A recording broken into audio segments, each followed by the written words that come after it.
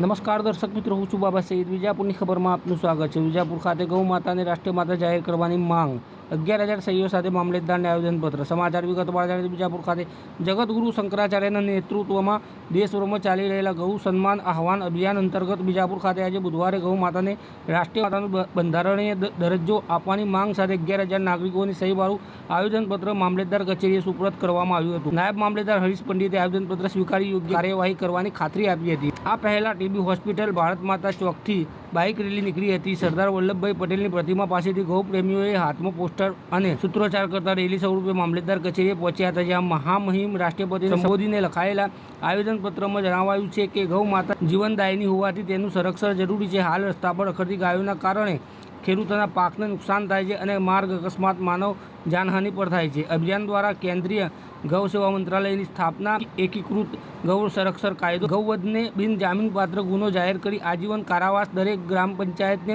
નંદીસારા અને જિલ્લા સ્તરે ગૌ અભયારણ્યની સ્થાપના તેમજ ધોરી માર્ગો પર ગૌ વાહિની એમ્બ્યુલન્સની વ્યવસ્થા સહિતની માંગણી કરવામાં આવી છે. આવેદનપત્રમાં જણાવ્યું છે કે ગૌવન સંરક્ષણ કૃષિ, પર્યાવરણ અને અર્થવ્યવસ્થા સાથે જોડાયેલી રાષ્ટ્રીય વિષય છે. આ પ્રસંગે મોટી સંખ્યામાં ગૌ ભક્તો અને નાગરિકો આ રેલીમાં જોડાયા હતા. આખા દેશની અંદર કોઈ જગ્યાએ ગૌ હત્યા થાય નહીં.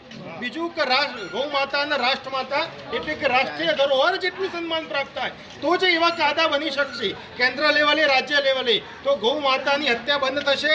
સાથે સાથે ગૌ વંશના સુખાકારી, હિતકારી માટે આ આખું અભિયાન ચાલવાનું છે. અભિયાન લાંબો સમય ચાલવાનું છે કે 3 મહિનાના અંતરે મામલતદાર સાહેબ, એના ઉપર કલેક્ટર સાહેબ, મુખ્યમંત્રી શ્રી, વડાપ્રધાન શ્રીને આ આવેદનપત્ર આપવાના છે. અભિયાન આખું એ શાંતિપૂર્વક ચાલવાનું છે. કોઈ પણ રાષ્ટ્રની સંપત્તિને હાનિ પહોંચે નહીં એ પ્રકારે આખું અભિયાન ચાલવાનું છે. પણ આ 3 જે માંગો છે એ પૂરી થાય અને ગૌ માતાનું સુખાકારી જળવાઈ રહે. આપણે એવું માનીએ છીએ કે આ પૃથ્વીને સુખી રાખવી હશે તો ગૌ માતાનું સુખ જરૂરી છે. તો આ અમારી માંગ સ્વીકાર થાય. સાધુ સંતોના આહવાન નીચે સૌ લોકો આવ્યા છે અને એમના સાનિધ્યમાં આખું અભિયાન થવાનું છે. એ જ અભ્યર્થના સાથે જય ગૌ માતા. મે 2026 ના રોજ ગૌ સન્માન અભિયાન જગતગુરુ શંકરાચાર્યના નેતૃત્વમાં ગૌ સેવા સન્માન અભિયાન ચાલુ છે. એમાં ગૌ માતાને રાષ્ટ્રીય માતા જાહેર કરવા માટે આ અભિયાન ચાલી રહ્યું છે. ગૌ માતાને રાષ્ટ્રીય માતા જાહેર કરવા માટે એક તો ગૌ માતા આપણી જીવનદાયિની છે, એટલે એનું પૃથ્વી પર રહેવું, ટકી રહેવું ખૂબ જરૂરી છે. બીજું કે જગત જનની ગૌ માતા અને જગતનો તાત ખેડૂત.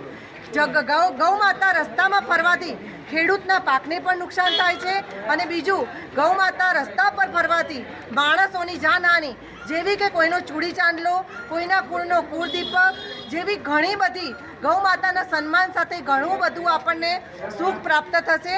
ગૌ માતા હશે તો જ જીવન છે. આજે લગભગ 11,000 સહીઓ સાથે અમે મામલતદારશ્રીને આવેદનપત્ર આપવા આવ્યા છીએ અને એમને વિનંતી કરીએ છીએ કે ગૌ માતાને રાષ્ટ્રમાતા જાહેર કરવામાં આપનાથી જે બનતો પ્રયત્ન થાય તે તમે કરજો. જય ગૌ માતા.